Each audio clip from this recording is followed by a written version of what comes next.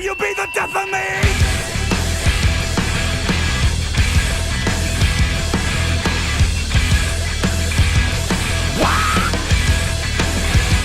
Obviously, one of the key elements that made the first one so compelling was that real-time competition that you had with your friends. Obviously, the multiplayer is going to really ratchet that up. So, what's the key difference between actually having all of the players on screen at one time?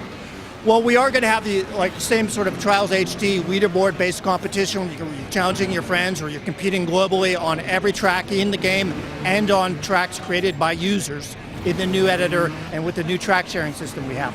But yes, multiplayer experience versus racing somebody's ghost or trying to beat someone's time, it's very different because you're like up to 4 players side by side running at the same time. It's really competitive. It's really fast. You can do a whole lot of races in one sitting. It's a great get the mates over and have a few pints kind of game. What kind of tweaks and modifications have you made this time around?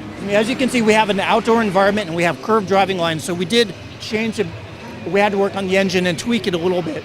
But we are using the same basic gameplay physics, exact same controls that you're used to. So everything that was perfect in Trials HD, we're not touching, we're not messing with that part. Obviously, we're used to the quite industrial environments of the first game. Have you really tried to go to town with the variety of environments this time around?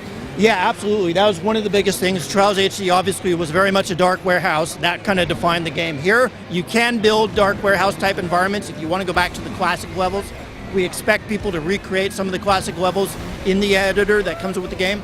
But it's now totally outdoors. You see this 3D environment. We've built this rather large game world area. These aren't like faked backgrounds. It's kind of like an overhead map, and you choose where to lay out the track across rivers, over mountains, in a forest, in a little town. We're going to have about 10, 12 new mini games. I don't think any of them are repeats from the original game. These are all new, and they're all created in the same track editor that comes with the game, which is pretty amazing.